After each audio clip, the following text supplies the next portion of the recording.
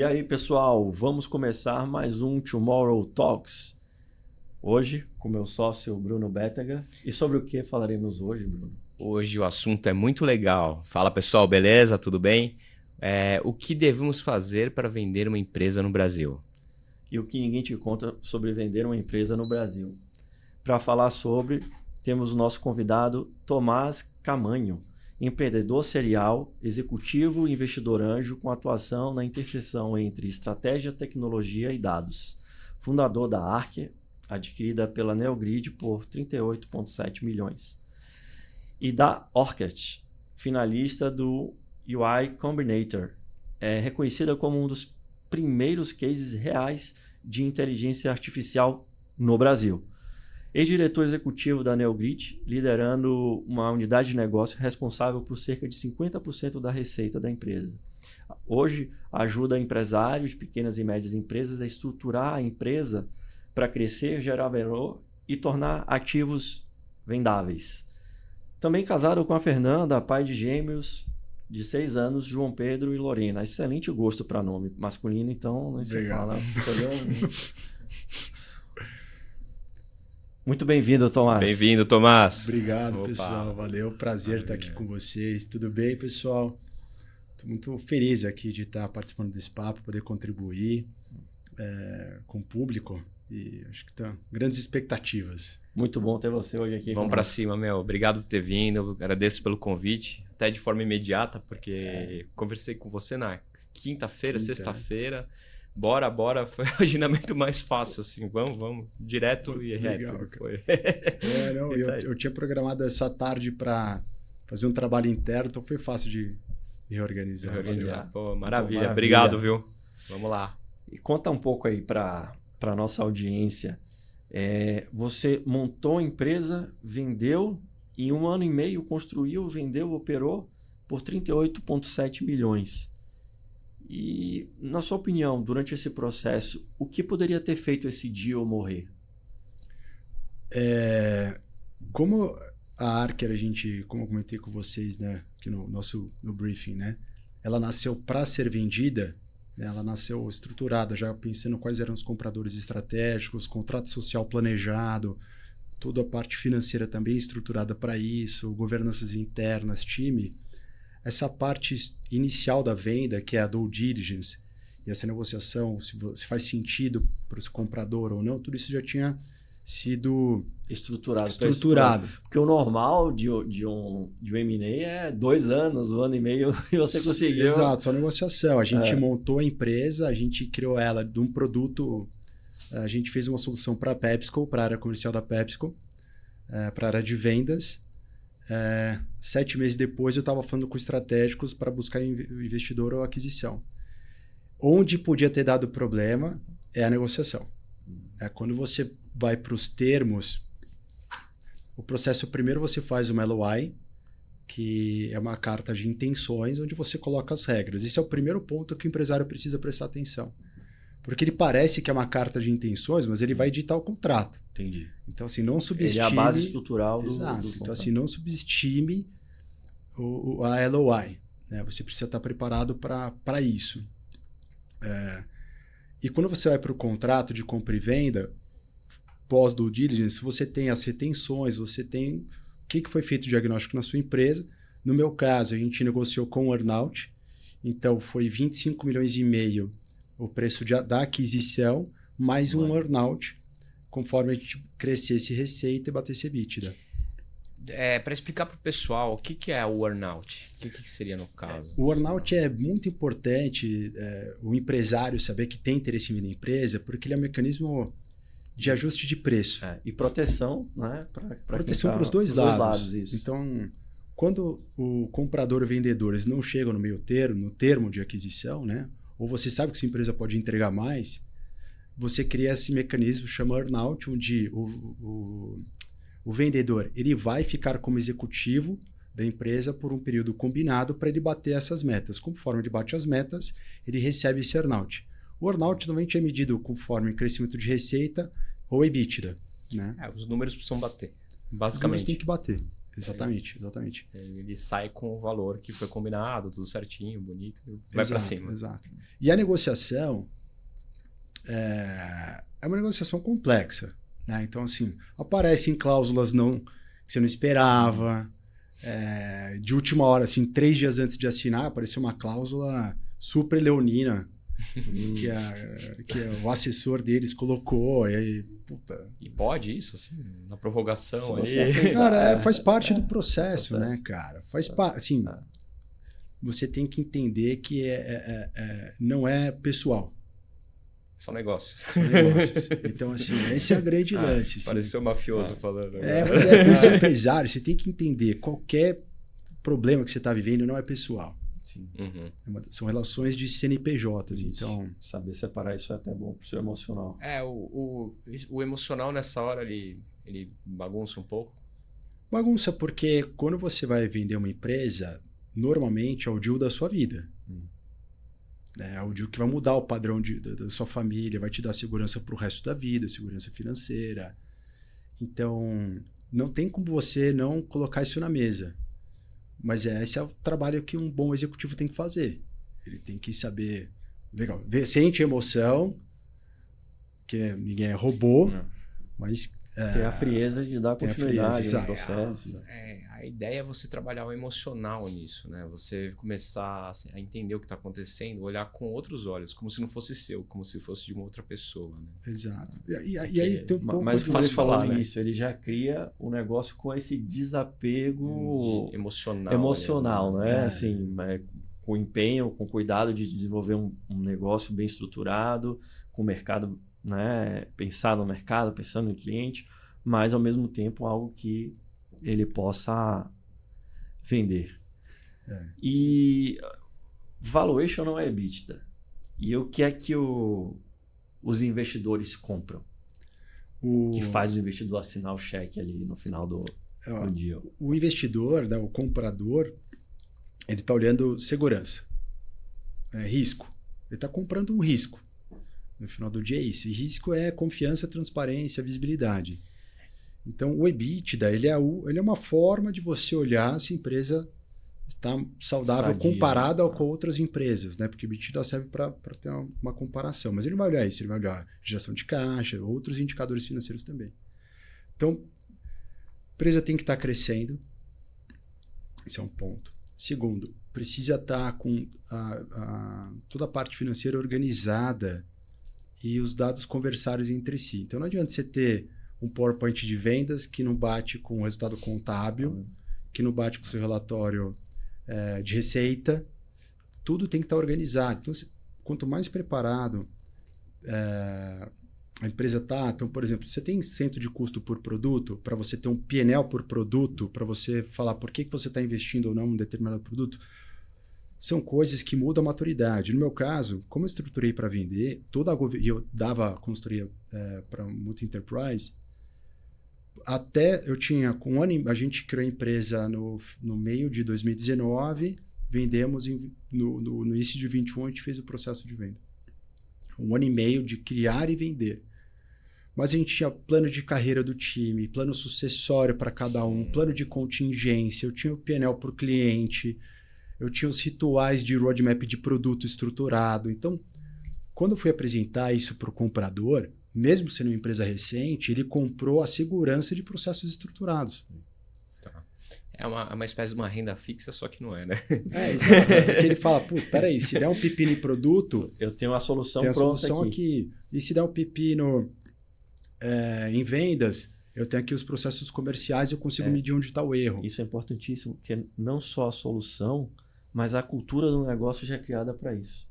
Para ter o processo estruturado, o acesso, a transparência, né, de toda a documentação que um colaborador ou um gestor venha a ter alguma dificuldade, ele tem o map ali pronto, né? Isso é interessante. Visibilidade, assim, isso é o que eu falo. Mesmo que você não vá vender a sua empresa, você precisa preparar ela para ser vendida. Porque isso vai garantir que o seu negócio vai crescer sem você. E ele vai crescer. Quando você coloca essa regra, você vai ser muito mais bem sucedido e o negócio não vai depender tanto de você. Sim. Então, Um negócio que tem visibilidade, que tem rituais estruturados e que a empresa cresce e aprende sem o dono, é um negócio saudável. Então, esses pilares fazem a empresa crescer naturalmente. O ponto principal é que a empresa, você estrutura ela de uma tal forma que ela tem crescimento, ela funciona e você não está presente, as coisas estão acontecendo e você só entende que o teu caminho ali é só direcionar de uma forma bem por trás dos panos ali. Exato. Então, assim, você tem uma parte de time que você precisa ter receita para conseguir estruturar, né? Mas você consegue contratando pessoas pleno e preparando elas para assumir esse cargo. Então, dá para você fazer um processo estruturado, mesmo que você não precise inchar os custos e as despesas da empresa para isso, entendeu? Mas é importante que seja feito. Pô, e como é que veio a sua experiência para conseguir estruturar isso dessa forma? De onde que você... De onde eu tirei essa bagagem aí para... Porque, pô, isso, acho que o sonho de todo empresário é saber estruturar uma empresa dessa forma, né? Com os indicadores. É uma coisa que é difícil, né? Assim, a minha sorte, né? Foi por onde a vida me levou, né? Eu comecei como empresa de consultoria. E dando consultoria para grandes empresas. E a gente fez mais de 500 sistemas para mais de 90 grandes empresas. Além disso, eu fui professor para administração por 9 anos, fiz mestrado em administração. Então eu vivi uma bagagem de execução e teórica muito grande. Acadêmica e prática, né? Exato. Então, assim, eu tive essa sorte da minha carreira me levar para esse caminho. Então, quando eu comecei a criar empresas para vender, para mim era mais montar os Legos que eu já sabia que eu tinha que montar, né? Ter um contrato social. O que eu brinco quando você nunca viveu isso, você não sabe o que você não sabe. E esse é o maior problema do empresário. Porque às vezes vai falar com um advogado, vai falar com uma boutique de M&A despreparado, não é a hora, ele não tem informação suficiente. Então, por isso que é legal ele ter um apoio antes disso e se preparar para que ele esteja mais confiante dessas conversas. Mas é legal essa bagagem, né? Pro que você faz hoje, assim, é unir o Senna com a McLaren, sei lá. Cara, vou te dar o falar carro que perfeito. Me deu muito repertório, porque na empresa de consultoria a gente desenvolvia sistema para todas as áreas. Marketing, vendas, finanças, RH, jurídico. Então me deu um repertório como executivo gigantesco. Completa, né? Gigantesco. Então eu consigo, diferente de um executivo, por exemplo, montou uma empresa de pet. O cara foi empresa de pet, ele é um bom executivo naquela área. Quando eu comecei a criar empresa para vender, quando a gente foi vender para a PepsiCo, por exemplo, eu nunca tinha ouvido falar naquele assunto. Nunca tinha vivido o processo de gestão comercial, como é que isso aumentava o sell-out do varejo. Eu sabia estruturar um negócio para vender. Assim como a gente fez para a Orchest, que foi finalista do Y Combinator. A gente fez um projeto para a Nestlé de gestão de conhecimento. A gente desenvolveu metodologia nossa. No momento não existia AI para responder perguntas de negócio. A gente foi a primeira. E eu nunca tinha feito isso. A gente foi estruturando o negócio para vender com base numa dor do cliente. Então, eu acho que essa é a diferença de quando você estrutura um negócio para vender ou quando você empreende sem muito objetivo onde você vai chegar. Sem horizonte, né? Pô. E como é que foi a sua experiência aí de liderar a receita de 50% da receita de uma empresa listada na bolsa? Assim, como foi esse desafio? Cara, foi uma mudança maluca, porque quando a gente vendeu a Arca, a gente tinha 50 funcionários, mais ou menos. E a gente passou pelo processo, eu fiquei fazendo earnout, eu fui convidado para assumir metade da Neogrid, numa BU chamada Inteligência Comercial. Essa BU, ela era composta por 3 empresas que tinham sido compradas, a Archer, a Leti, a Horus e metade dos produtos da Neogrid, que eram os carros-chefe. Então eu fui de 50 funcionários para 450, onde eu tinha que integrar 4 empresas.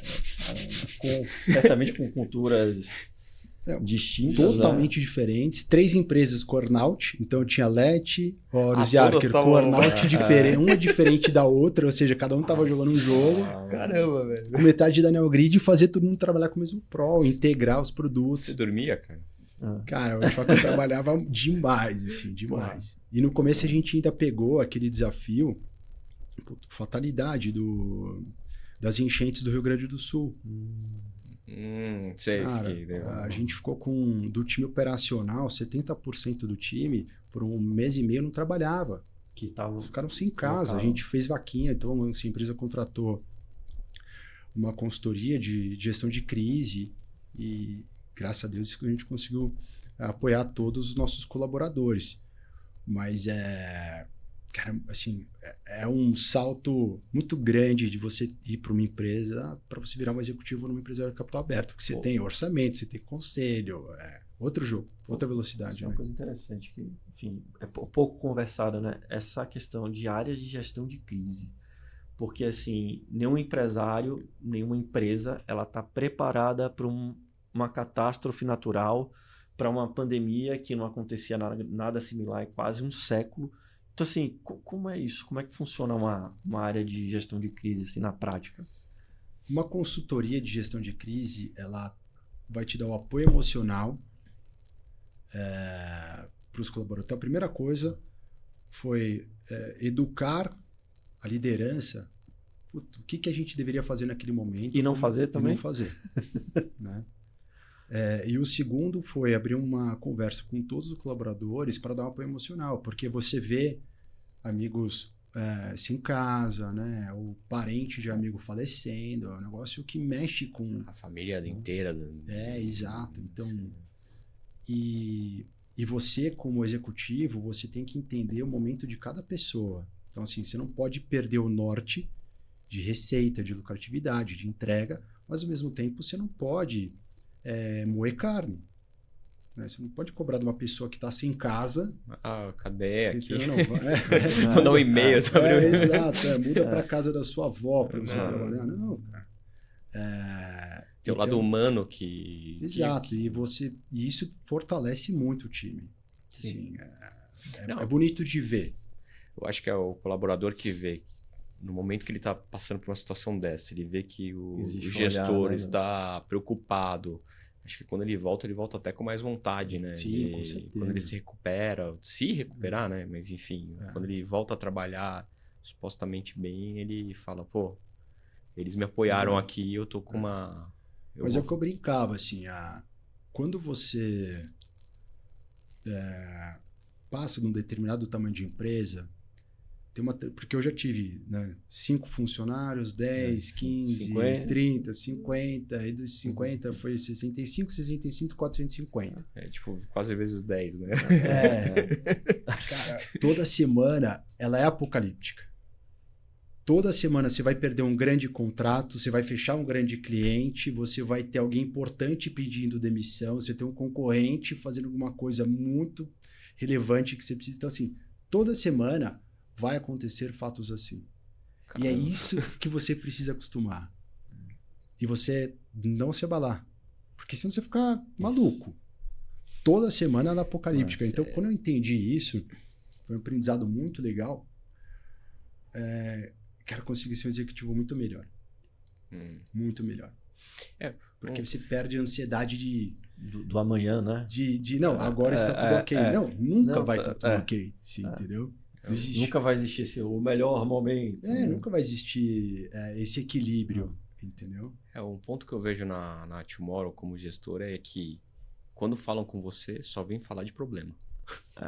Eu acho que na sua posição, o CEO ele tá ali para só receber a porrada de todo dia. Né? O que ninguém conseguiu resolver vai cair no seu colo. Vai cair no seu colo e vão vir com a arma. E é diferente, quando você é empresário, você toma porrada do cliente. No meu caso, eu tomava porrada do CEO, né, do conselho, você toma porrada do mercado, então é uma outra cadeira. É diferente. Entendeu? Ou seja, é quanto você aguenta apanhar, né? Cara, é exatamente isso. Mas tem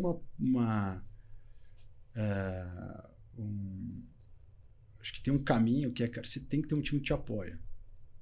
Você querer resolver tudo, Sim. você não vai resolver.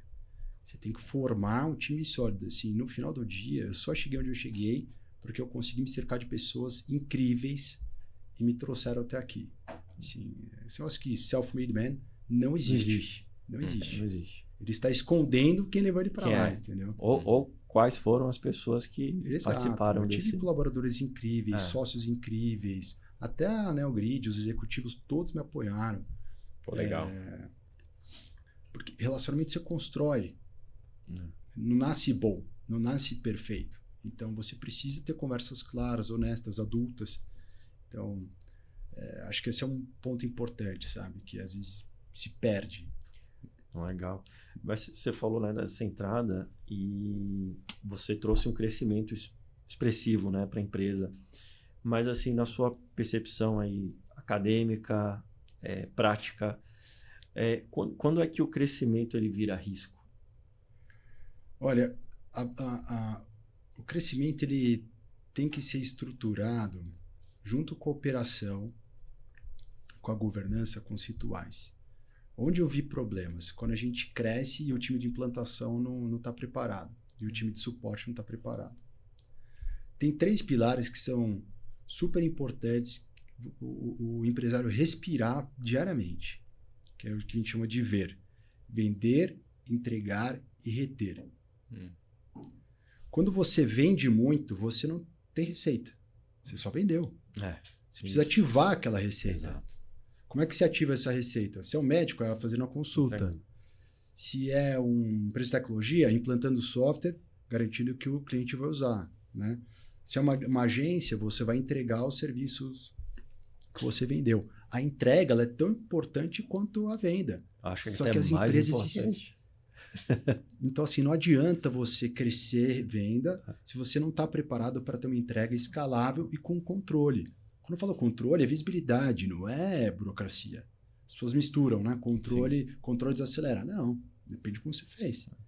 E o terceiro pilar é a retenção, que é tão importante quanto a venda. Porque você vê um monte de empresa crescendo, venda, mas você olha a receita, porque perde igual ganha.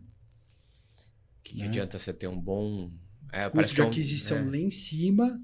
Então, assim, uma empresa que não é saudável. Então, assim, o crescer e vira problema quando esses 3 pilares eles não estão equilibrados. Você não tem rituais, processos, visibilidade deles. Né? Não. Aí o V é um termo interessante para...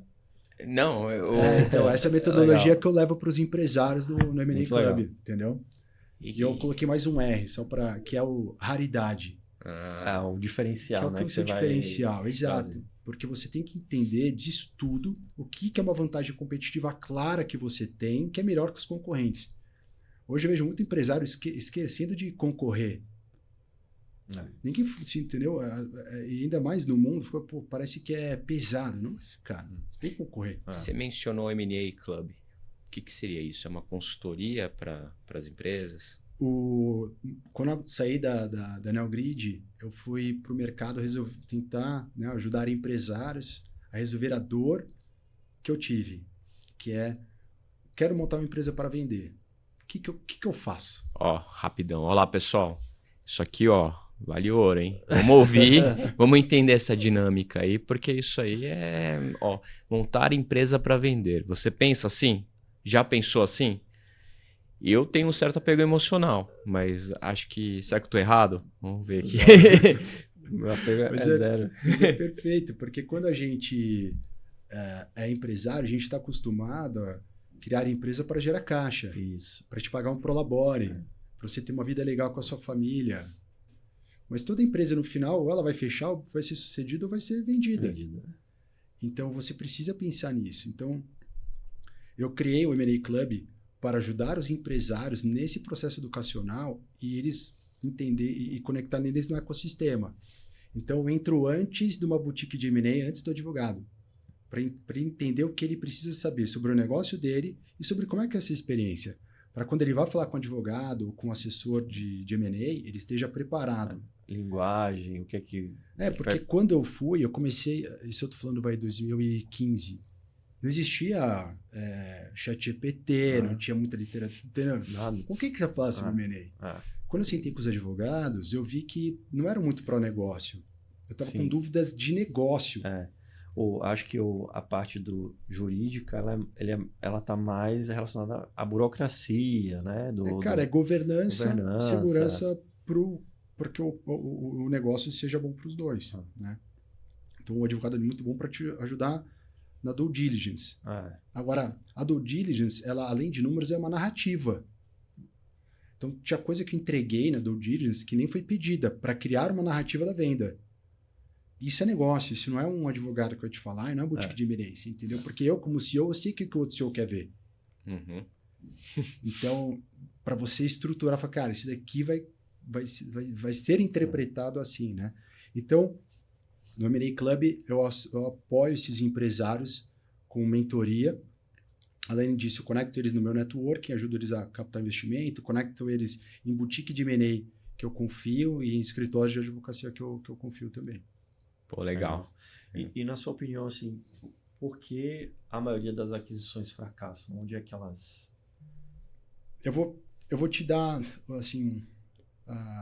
acho que a gente pode dividir em dois modelos de aquisição. Né? Uma aquisição que fica o empresário ou uma aquisição que não fica o empresário. As que eu vi fracassarem, que não fica o empresário, é problema de integração de produto e cultura. Então, assim, não foi feita uma boa due diligence do produto, né? E quando vai ser feita essa integração, começa a aparecer um monte de problema que ninguém sabia. Por exemplo, a arquitetura de informação. Quando a gente olha tecnologia. Uhum. Vou integrar o meu sistema de vendas e eu estou comprando aqui uma empresa que faz contabilidade.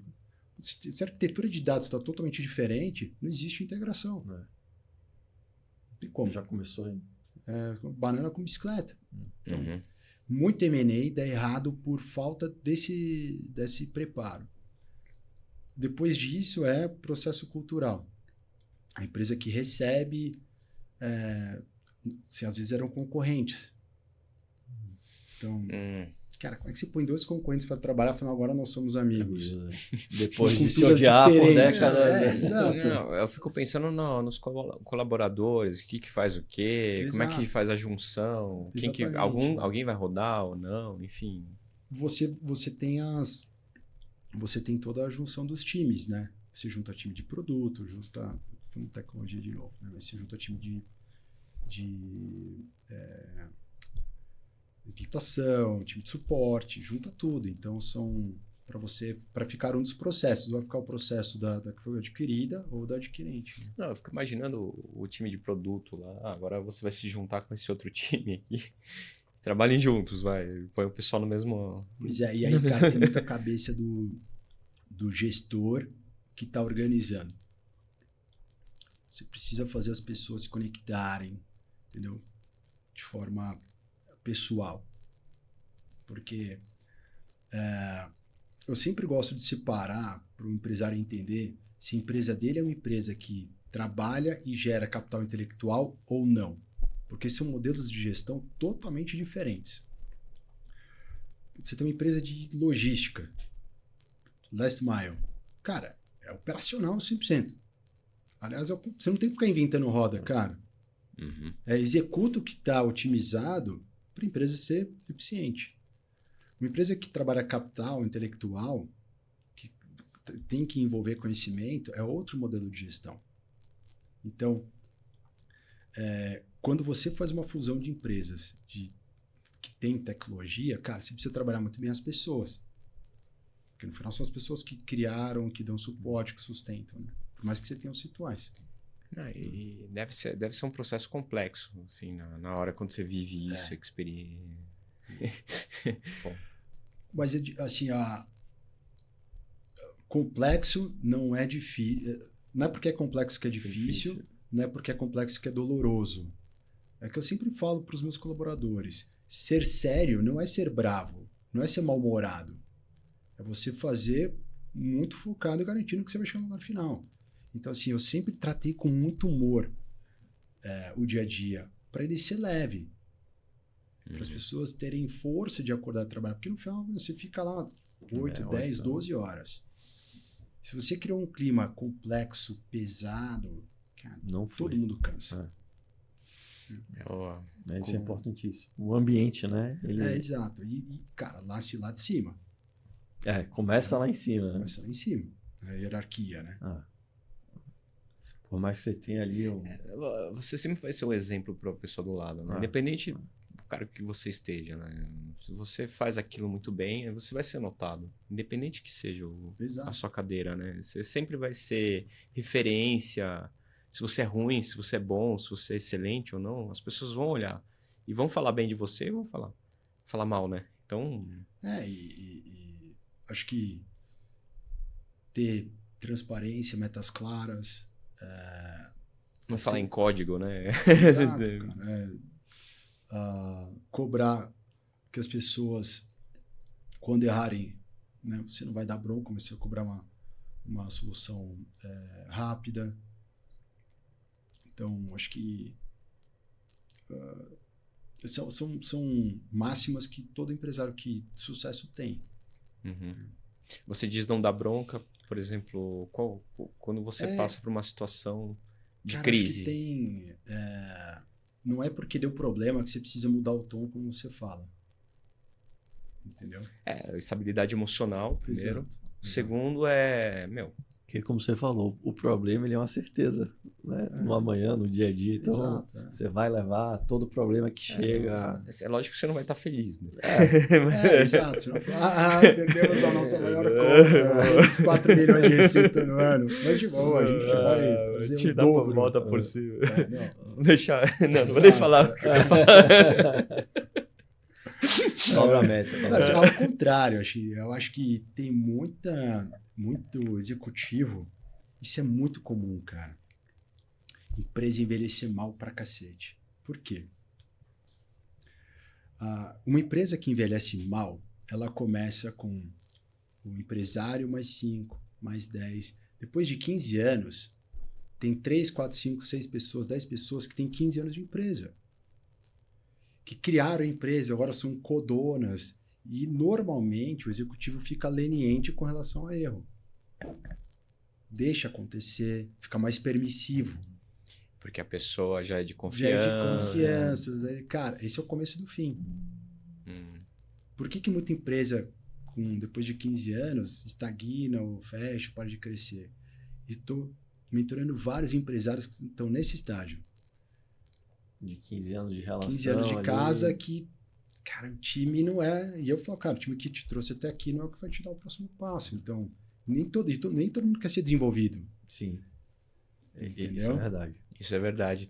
Já vi casos assim de... Por exemplo, a gente oferecer uma posição de liderança... Pô, eu não quero gente. Eu sou muito bom aqui, tecnicamente. E tá tudo certo. Não tem... Mas é difícil, porque você vê aquele profissional que é bom, qualificado, com excelência. Essa pessoa vai voar, mas ela não quer. Ele né? E tem um lance, Bruno, que é o conforto, cara. Esse empresário tá cheio de problema. Mas eu vou tirar o seu gerente financeiro, normalmente é um cargo de confiança. Assim, a grande maioria são pessoas que começaram, e aí era uma contabilidade extremamente simples. A empresa está faturando 100 milhões ano e o executivo não sabe criar um DRE com custos unitários para a gente entender por que aumentou o custo, foi volume. Por quê? Porque ele é o mesmo gerente executivo que cuidava de uma empresa de 5 milhões ano de faturamento, 1 milhão ano, e agora 100, porque ele tem receio de trocar essa pessoa. Isso é muito comum. E você está com 100 milhões de faturamento, você precisa de uma área de FP&A, né? De planejamento financeiro, que vai te mostrar, a gente tem que crescer aqui, não tem que crescer aqui, esse produto não está legal, essa região não está legal. É um cara que tem que te dar os relatórios financeiros. Vai estruturar um budget, um forecast para adaptar. Assim, conhecimentos de que, pô, às vezes nem a academia, o cara pode ter cursado um MBA em gestão financeira, mas o cara não teve a vivência, então ele não vai conseguir desempenhar o crescimento da empresa nos próximos anos e talvez a empresa deixe de crescer por isso. Algumas que Exatamente. poderiam estar em outro estágio de crescimento, porque o time ali, a diretoria é mais arcaica, ou não se profissionalizou no sentido de E não é o fato de olhar ter pro um mercado. funcionário que é idoso ou já tem maioridade. É não. o fato da pessoa querer se atualizar e assim, assumir novos desafios, né? assim, não é relacionado à idade. Ah, Não é relacionado à idade. É importante dizer que às vezes dá a entender que a gente Sim, porque eu até assim, fazendo um parênteses, né? Hoje eu acho que experiência, quem tem idade, usando inteligência artificial a seu favor, larga na frente. É. Porque eu prefiro contratar uma pessoa de 50 anos, hoje em dia, que então. tem uma escola, viveu todos os tipos de com problema, certeza. que saiba criar agentes de AI Com certeza. e consiga fazer uma operação para mim, do que eu contratar 10 plenos. Porque assim, é um cara que tem, de certa forma, experiência de mercado, bagagem, inteligência emocional, maturidade. Então, assim, é um profissional aí que... Exato. Então, assim, esse é um parênteses legal, Boa. mas que eu falo para todo mundo que eu conheço que já passou dos 40, né? E precisa, e aí agora, né? Para onde eu vou? Para mim, a grande revolução dessa parte de AI, agentes de AI, é isso. É uma nova oportunidade para a gente diminuir o problema de etarismo. Porque existe. Sim. Sim, é fato que existe. Só que se você envelhecer bem, você souber usar agentes de AI a seu favor, você vira um profissional indispensável. Indispensável. Que você monta um exército com um custo baixíssimo para a empresa. Eu esqueci o nome da empresa, que parece que esse ano vai ter a primeira empresa, primeiro unicórnio de um funcionário só, de uma pessoa só. Caramba. Então, assim, isso aí era algo impensável há 5 anos atrás, 6 anos atrás. Dizem que o mercado está cada vez mais otimizando isso, né? Parece que estavam dizendo que o Instagram tem 8 funcionários. Não sei se isso é verdade, mas parece que tem um monte de empresa grande, tá com um nível absurdo de funcionário, assim. Mas, desculpa interromper, assim, mas Eu? só para não perder essa vai lá. A gente está falando de IA. Vocês criaram, né, a primeira, comprovadamente a primeira IA generativa, mas o que foi que motivou vocês para tomar essa decisão? Não, isso aqui, essa solução aqui, ela tem que ser IA. Qual foi o gatilho? O contexto era o seguinte, eu tinha uma empresa de consultoria chamada Amplix, e a gente desenvolvia sistema e dava consultoria para grandes empresas. E era da Amplix que a gente criava empresas para vender. Então a Archer nasceu de um projeto que a gente fez para a PepsiCo, e o Deep nasceu de um projeto que a gente fez para a Nestlé. O desafio da Nestlé era, eles tinham mais de 100 gigas de arquivos da área de marketing, e os analistas de produto ou de marketing precisavam responder perguntas de negócio, como por exemplo, quero lançar um café saborizado no Nordeste, ou como é que é uma rotina matinal numa criança no sul do país. E eles tinham que buscar isso fisicamente na rede em centenas de milhares de arquivos. E naquela época não existia nem busca semântica. Era a busca antiga, né? Você fazia, ele buscava exatamente a palavra. Então era praticamente impossível. Eles tinham que lembrar, olha tal, o Paulinho, ó, você que conta a tua pesquisa, onde é que tá? Era muito artesanal. E a gente entendeu que o problema deles não era encontrar arquivos. Era um problema de responder pergunta de negócio. Foi essa a grande diferença do olhar o problema. Quando a gente foi criar a solução, não existia formas de você entender o que tinha dentro de um texto. Foi isso que a gente criou. A gente criou uma patente, uma AI, onde a gente leu todos os documentos e a gente criou campos temáticos que funcionassem dentro da Nestlé. A gente usou algoritmo, pegou palavras localizadas, uma perto da outra, para criar essas relações entre as palavras, de uma forma que quando um analista tinha uma pergunta de negócio, ele escrevia, eu quero lançar um café saborizado no Nordeste. A gente trazia qual página respondia aquela pergunta de negócio e se fosse um texto escrito, a gente resumia. Isso eu estou falando em 2018. Quando a gente começou a apresentar para os investidores, Cara, foi um baita sucesso. Porque chama atenção, porque não tinha nada nessa época, né? Não tinha nada. Se a contrapartida era aquela pesquisa antiga do Google. Imagina, você pôs no Google, traz uma lista de documentos que tem aquela palavra. Não que responde àquela pergunta de negócio. Porque a diferença é, às vezes você não sabe o que você tem que perguntar exatamente. Né? E isso é brilhante, porque o que acontece? Isso é pesquisa do Serasa Experience, que 90% das empresas, isso é a nível Brasil, não sabem usar adequadamente os dados que tem. Então, assim, você criar uma ferramenta para uma multinacional, né, com essa capacidade de filtro de informação e detalhamento, o que isso pode ser transformado em receita é absurdo. A biblioteca gigante que você tem dentro da tua empresa que você não sabe nem... Os livros estão virados com a cor. Exato, cara. É um ativo que vai sendo construído durante anos. Né? Tinha dezenas de milhões de reais em informação que foram adquiridas ao longo do ano. Que para usar tinha que saber qual... Paulinho, onde está? O chaveiro do Matrix, exato, né? Era o cara que tinha a isso chave. Não era uma Nestlé, né? Era todas as empresas, sim, né? Sim. Você faz parte do MIT Alumni Angels, né? Você como investidor, né? Investidor anjo, o que é que você procura numa empresa antes de investir? Quais são? Tem alguns pilares, algumas... Segurança. Não, além da segurança, né? Quais são os... O que que chama, o que o olho de vocês brilha? Eu acho que a primeira coisa que eu olho é isso, é o risco de eu estar colocando dinheiro naquele... Então, para olhar risco, o perfil do empresário. Então, olho o histórico dele, forma dele trabalhar, como é que ele apresenta as coisas, como é que está estruturado o material. E depois eu olho a tese em si. E se é uma tese, quem que é o comprador, por que alguém vai comprar e o que vai agregar nesse negócio. Então, é isso que eu olho. Depois tem o básico, que é uma due diligence de financeira. Né? Primeira pessoa, né? O primeira pessoa, exato. Porque uma coisa é fato, assim... Tem um livro que é muito bom, né, cara? Não é exatamente essa palavra, eu vou amenizar, mas dos caras que fizeram Melios, empreender, a arte de se ferrar todo dia e não desistir. Tem uma frase do Churchill que é ir do fracasso até outro fracasso sem perder o entusiasmo, né? Exato, cara. Exato, cara. Então, assim, não existe sorte, existe persistência. Sim. Entendeu? Se não controla o resultado, você controla quantas vezes você vai tentar.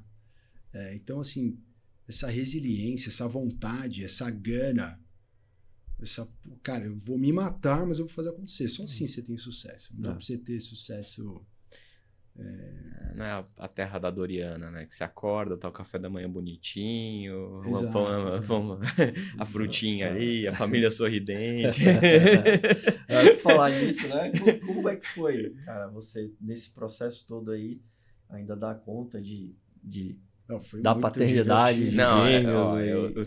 Eu sou pai do filho. Meu filho tem 3 anos, vai fazer 4 anos. Cara, assim, os 3 últimos anos foram muito pesados. Nossa, agora, como é que você dirigiu isso Cara, foi maluco essa história, porque assim, em 2019, eu tinha a empresa de consultoria e a gente criou 2 empresas para vender. Foi concomitante, a gente criou a Orchest para vender por cima do projeto da Nestlé e a Arkin em cima da PepsiCo. Então, em questão de um mês, lançamos 2 novas empresas. Então, eu estava com 3 empresas. 2019. Oi? 2019. Isso, 2019. No final de 18 a gente decidiu que ia criar. Né? Começamos a fazer o processo de criar, desenvolver. E aí, no final de 18, fizemos o ultrassom e a médica era amiga da minha esposa. Então a gente ficou mó feliz, participar e tal. Começamos a anotar o que é mudar, como é que é ser o hábito nosso, né? Você vai na academia, não sei o que e tal. Do nada, agora vamos fazer ultrassom. Eu tava anotando o que ela tinha falado. Você ainda tava anotando. A gente ia fazer isso. Ela fez o ultrassom e aí a médica falou: são 2. Ela tinha visto 2 sacos vitelínicos. Cara, eu achei que era brincadeira, porque ela é amiga da minha esposa. Ah. Aí eu olhei, eu vi na televisão do ultrassom, Dois tinha uns 2 coraçãozinhos sacos ali. de tenito. Eu comecei a chorar e rir ao mesmo tempo. Eu nunca tinha feito isso na minha vida. Foi a única e primeira vez que eu chorei e ri. No meio desespero, minha alegria. Tipo, é tão legal ouvir, mas é tão assustador. Assustador, cara. Eu sempre que eu desci do prédio, assim, eu olhei pro céu e falei, Deus, E agora? e agora, No meio cara? de tudo isso Me aí. dê força. Porque como é que eu vou lidar com lançar 2 negócios? Como eu tava buscando investimento com a Orchest. Direto, falando com o investidor. Tava pensando em me mudar para os Estados Unidos para fazer um lançamento da empresa lá. E o lance da sua esposa estar grávida, você tem que evitar passar os seus problemas E para ela é ela. sócia, né? Ah, ainda tem. Ainda isso. tem ela isso, é diretora né? financeira e de gente de gestão. Ó, que delícia. Nossa. Aí, eu fui maluco, porque as crianças nasceram em junho de 19 e na reta final de buscar investimento, começo de 20, a gente finalista do iCombinator, tudo dando certo, dava com um investidor em Dubai para colocar $5 milhões na Orchest, entra o Covid, peguei Covid, então imagina, com criança de 9 meses, internado, Nossa, saí do velho. hospital, final do iCombinator, eu tava muito mal, não passamos na Você final. chegou a ser entubado? Eu não, mas Não, minha mãe graças foi. a Deus. Ah. Cara, foi assim, A sua família toda pegou Covid? eu passei pra todo mundo. Isolamento social. Todo mundo ficou bem, mas eu passei pra todo mundo. Putz, Porque cara. eu peguei bem no começo, cara, antes de ter lockdown, antes de tudo. Você já pegou na época que tá vindo, né? Exato. Tanto que ninguém, a galera não acreditava, não é possível. Eu falei, não, cara, peguei, não é zoeira, existe, veio mesmo. E aí, então, foi assim, esse é legal contar essa história, porque as pessoas às vezes se sentem, porra, tudo acontece comigo, cara. Vitimismo, tudo, né? assim, cara, não dá pra você aceitar a derrota, nunca. Nessa fase, eu tive que fechar a empresa de consultoria, não passamos no iCombinator, o investidor quer colocar $5 milhões para eu me mudar para os Estados Unidos. A gente falou, cara, não faz sentido, eu não vou mudar para os Estados Unidos na pandemia, com 2 nenéns de 9 meses. Sobrou a Archer. Por isso que eu tava falando, cara, assim... Ou seja, você tinha um plano B ali, né? Eu tinha o plano C, né? Que C. era a Archer. Caramba. E aí, eu não vou mentir, fiquei 1 mês de posição fetal, absorvendo a pancada, e começamos a ir atrás de investidor para a Orchest. Como eu já tinha para quem vender, rapidamente eu cheguei nas empresas e falei com a Neogrid. 4 meses depois de não passar no iCombinator, eu já estava falando com a Neogrid. Eles falaram, olha, a gente vai fazer o IPO ano que vem e a gente quer propor uma aquisição de 5%. Então, menos de 1 ano depois de eu não passar no iCombinator, a gente já tinha vendido a Archer. Olá, pessoal. Você que tá vivenciando... Olha isso, né? É muito importante. Olha como é rico o conteúdo que a gente tá falando aqui, porque muitas vezes você toma uma porrada, você toma uma de frente, e o que acontece? Você perde a motivação? É difícil, né? A gente tá vendo um caso aqui de uma situação que, qualquer pessoa entraria em parafuso, tudo mais. Desculpa interromper. Cara, eu gosto de contar essa história. Eu tava falando com um amigo meu há 15 dias atrás, e aí ele tava contando os desafios. Eu falei, cara, calma, porque você tem trocentas saídas. Você tá cansado, e aí isso tá te abalando emocionalmente. Então, não mistura as coisas. Essa situação vai passar. Só que para passar, você precisa estar muito forte dentro de você. Então, cara, levanta aí, bate na cara. Eu contei a história para ele. Eu falei, cara, você quer comparar o que você tá vivendo com o que eu vivi? Então, cara, não que eu seja herói, entendeu? Mas como você trabalhou a situação. Mas é o que aconteceu com você, como você lidou com a situação e como você conseguiu sair de uma forma que, para muita gente, seria o fim. Não, nada dá certo, não sei o quê. E Exato. tal. Aí você vai falar, pô, a culpa, Deus, por que isso está acontecendo comigo? E no final, é negócio. As pessoas misturam. Eu não mereço. Mas, cara, se você tirar as emoções, são situações que aconteceram de negócio. Sim. Eu não passei no iCombinator porque eu tinha acabado de sair do hospital e pegou Covid. Eu não falava nem português direito. Imagina fazer um pitch de 3 minutos pro CEO do iCombinator. Cara... Mas eles sabiam do caso? Ou não? Da sua família, você ter saído do hospital, você chegou a dar uma... Não, porque eu não queria me vitimizar. Isso. Então, ao contrário, eu não falei nada. Nada. Você preferiu... Não falei nada porque eu não queria ser interpretado. O cara tá me falando isso pra você pegar mais leve com ele. Porque é o que eu interpretaria. Mas isso é muito...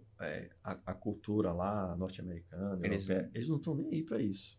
Vitimismo lá não funciona como funciona aqui, mas né? O coitadinho aqui no Brasil, eles não aceitariam um pouco mais de prazo? Falou, meu, acabei de sair. Ou não? Seria ruim também?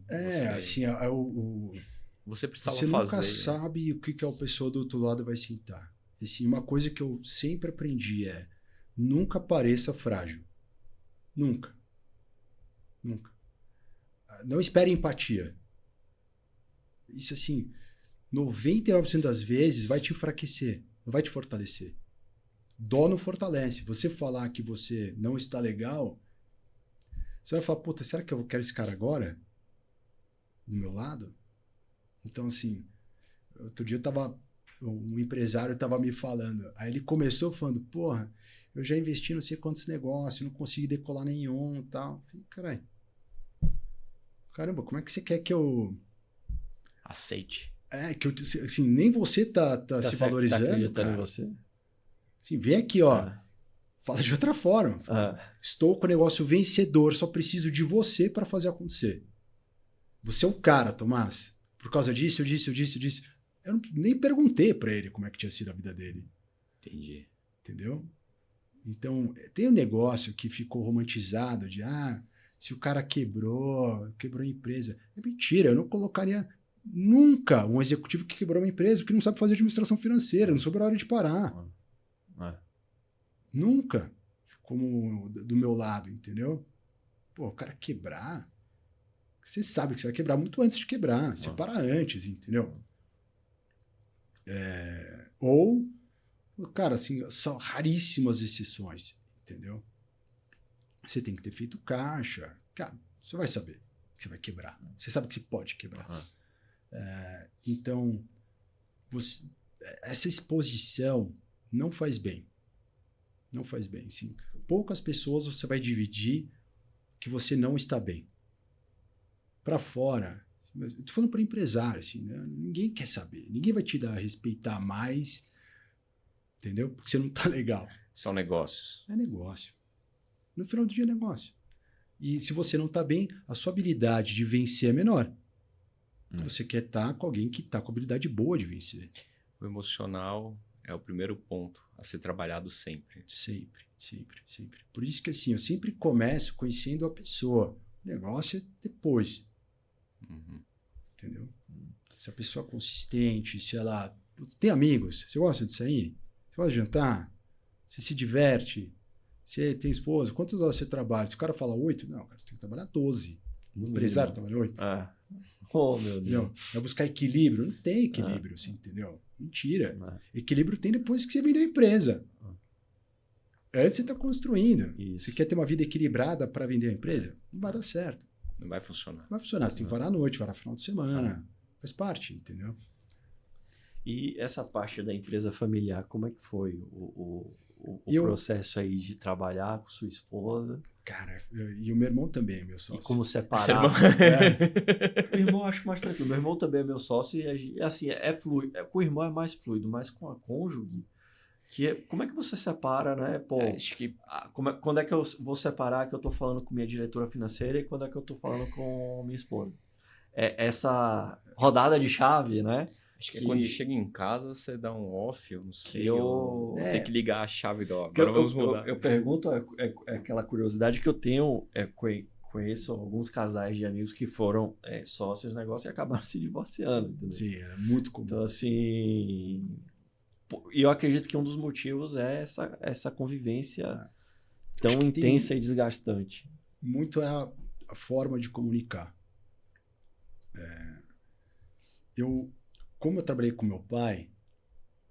Você já desde 15 anos, né? Você comentou. Desde os 15 anos, né? Seu pai foi um mentor. E eu vivia em casa. Então, o que acontecia? A gente trabalhava, a gente chegava em casa, na hora de jantar, era eu e ele falando de trabalho, minha mãe e meu irmão não entenderam nada. Isso foi ruim. Então, antes de eu ter minha esposa como minha sócia, eu já sabia o que funcionava ou não, como você tinha que se comportar. Para dentro de casa, se você nunca está em casa, você está sempre trabalhando. Esse é um problema, porque às vezes eu gosto de falar de trabalho.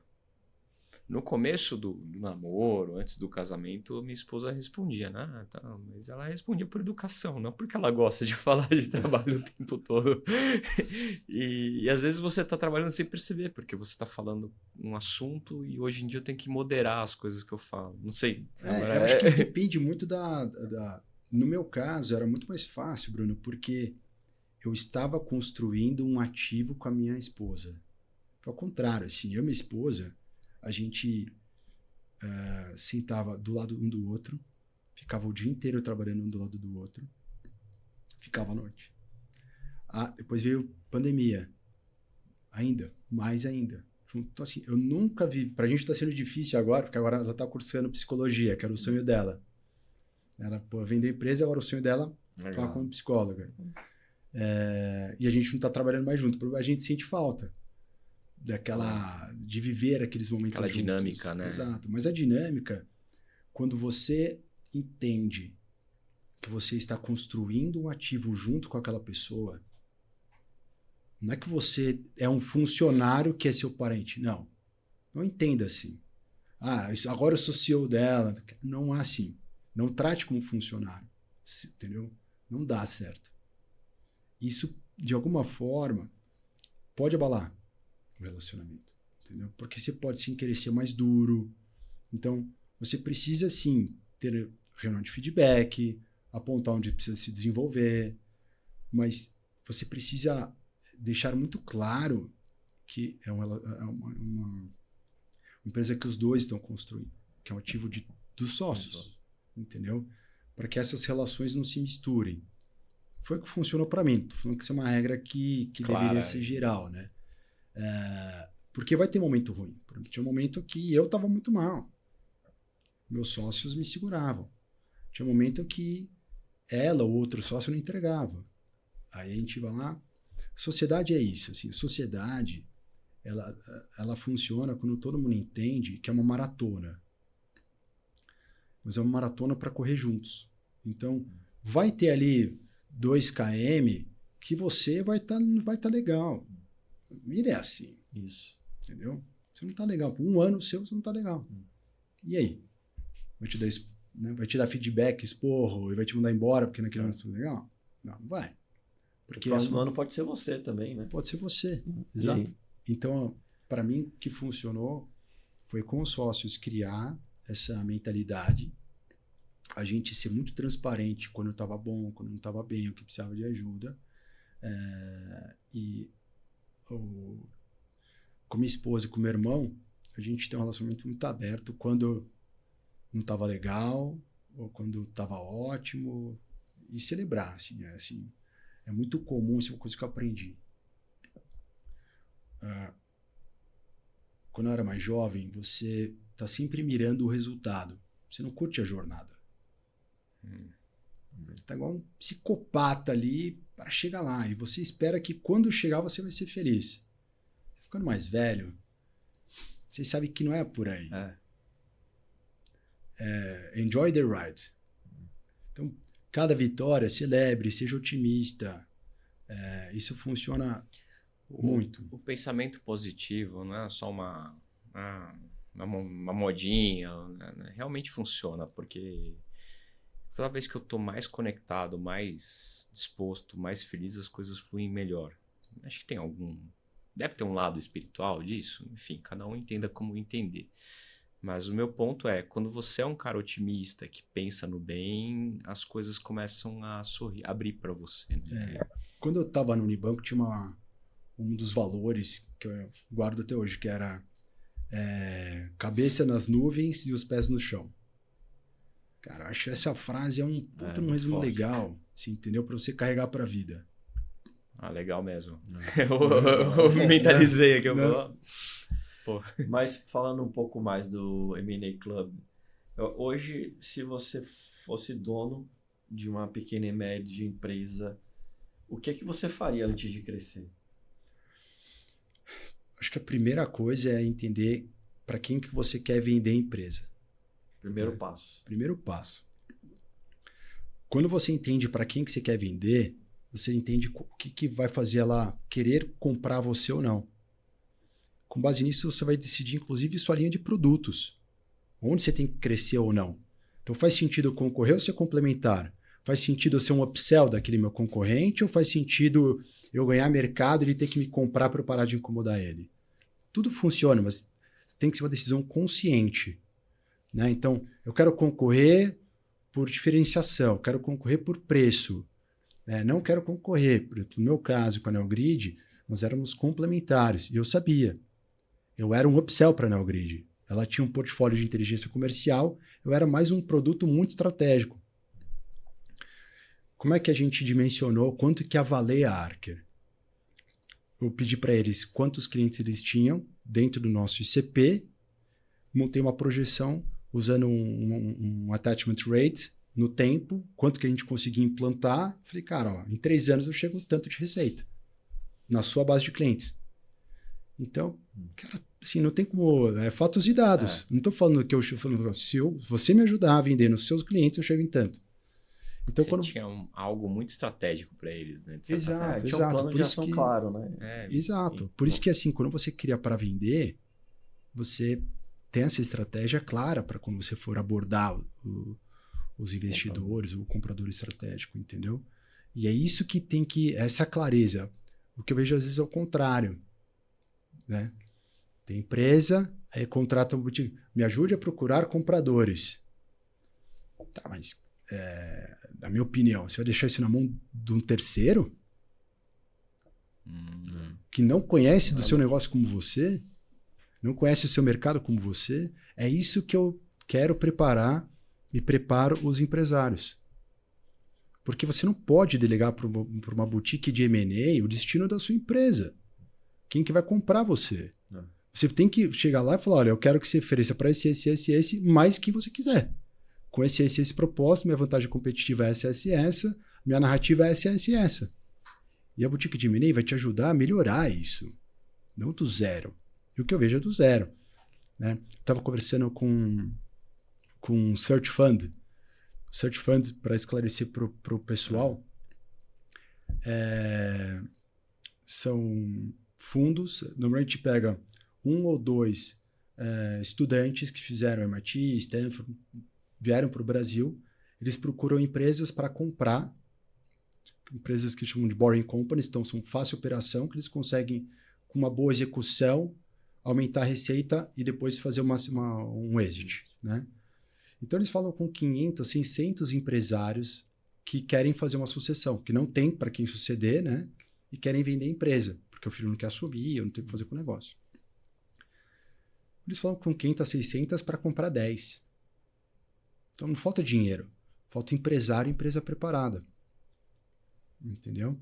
Então existe uma oportunidade gigantesca no Brasil para os empresários começarem a pensar nisso, porque você criar uma empresa para te pagar dividendos da caixa, você não sabe o dia de amanhã. Vai vir um concorrente vai te engolir?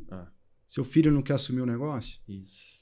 Não existe estabilidade financeira, Não né? Não existe. Amanhã pode mudar tudo. Essa é a realidade do mercado. Que... Uma revolução, sei lá. Exato. Então, uma assim, pandemia, né? Muitas empresas quebraram nesse período. Então, assim, você está susceptível a qualquer coisa. Exato. Então, se você tem uma empresa preparada para vender, você fica em paz, porque é a sua opção. E, no mínimo, é o que eu falo para todo mundo. Se você criar uma empresa para vender, ela vai operar sem você, ela vai crescer, é uma empresa que aprende. Então, cria uma empresa para vender, mesmo que você não vai vender, que vai ser, assim, muito melhor para você como executivo. Pô, que legal. Porque você cria um processo de consultoria e reavaliação estratégica, né? De tudo. Exato. Então, as minhas conversas com os CEOs são de negócio, são de rituais, de posicionamento. E eu vou apoiando eles, o que eles precisam melhorar de governança. Puta, como é que está a sua estrutura financeira? Como é que está o seu DRE? Mas não que eu faça o valuation. E quando chega a hora, eu trago as boutiques de M&A da minha confiança, trago os escritórios de minha confiança para fazer o apoio. Mas eu preparo o empresário para ter essas discussões. pior das hipóteses, ele faz a empresa dele crescer mais. Mas, na sua opinião...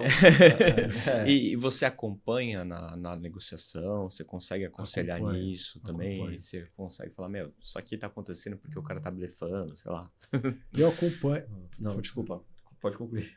Eu acompanho justamente para ser esse contraponto, porque como eu não estou envolvido nas negociações, eu sou um cara isento. É que muito ele mais pode fácil. confiar. Mas você está falando aí de relatórios financeiros. Na sua opinião, quais são quais são os principais erros financeiros que comprometem o valuation ali do negócio? Que comprometem. É. Cara, uma empresa que não gera caixa tem que ter uma boa explicação que não gera caixa. Tipo a Amazon, né? No começo lá. Exato, sim. Exato, porque assim, qual que é o problema do EBITDA, né? Quando você olha o DRE normal, você não olha a linha de CAPEX, você não olha a linha de investimento, ela sai do resultado. Isso. Né? E isso, se não tem uma boa explicação... Ela vai estar lá no fluxo de caixa projetado. Vai estar lá no fluxo de caixa projetado, relatório. exato. Então, assim, tudo isso tem que se conversar. Quanto que você está crescendo, quanto que está sobrando, quanto está gerando de caixa, você está investindo aonde, com qual propósito. Então, não existe um DRE... assim, o ideal é que esteja crescendo 30% ao ano, né? Que você tenha um EBITDA acima da média de mercado para o seu setor. Assim, isso são números que são inegociáveis para você ter uma boa venda. Caso você não tenha, você tem que ter uma boa narrativa para não ter. Entendeu? E acho que essa é onde você consegue estruturar boas conversas. Né? No meu caso, por exemplo, a Arca era uma empresa nova. O meu ciclo de venda era longo, porque eu vendia para Enterprise. Ciclo de venda de 6 meses a 1 ano. Se eu entrasse em uma operação que já tinha... Essa é uma estratégia que eu usei. Eu fui vender para empresas que já tinham um contrato guarda-chuva com o meu cliente. Então, eu encurtava meu ciclo de venda. Em vez de 1 ano, eu fazia em 6 a venda. Ou em 4. Deu certo. Então, essas narrativas que é o executivo que tem que entender. É do mercado dele. Entendeu? E é isso que eu apoio essas reflexões. Cara, tinha muita coisa aqui ainda para perguntar, mas a gente está com o tempo super limitado. Já tá na... Pô, velho. Não, vai ter que ter um segundo programa, então, né? Pô, se o Tomás... Com certeza. Aceitar com certeza, aí, cara. porque acho que esse papo aqui vai... Aqui uns 4 horas, tranquilo, pelo que eu tenho aqui de pauta, assim, pra gente abordar. Mas, Tomás, muito obrigado pela sua presença. E... Vai encerrar mesmo? Posso... Não, agora então, eu quero que você tem conte um pouco para nós aí, para a audiência, onde a gente te encontra. Primeiramente, quero agradecer, né, as pessoas que estão aí ouvindo. Você vê como esse podcast foi rico de informação. Eu acho que vale a pena você curtir, compartilhar. Independente do seu segmento de negócio, do tamanho da sua empresa, eu acho que aqui surgiram insights muito válidos para vocês pesquisarem alguns termos que vocês ouviram também. E, enfim. Não, e assim, o que eu gostei aqui foi uma forma clara, simples de entender, sem muitos jargões, até autoexplicativas. Obrigado, Tomás. Valeu aí. Muito legal, agora, fala um pouco onde que a gente acha, fala um pouco do seu... o microfone é seu agora. Obrigado. Para me achar no Instagram, THMZ, né? São as consoantes do meu nome, né? Do Tomás. A gente vai colocar no descritivo aqui, tá? Do vídeo, do vídeo, dos cortes, sempre tá o descritivo do convidado, tá? Legal. Pode então, ser. Me encontre no Instagram, THMZ Advisor. No LinkedIn, Tomás Camanho. Faltou uma pauta que eu queria também comentar, deixar para... Legal. Que é o lançamento da Orchest Venture Building. Né? Eu, mais 2 sócios que fundamos a Archer, nós continuamos agora empreendendo.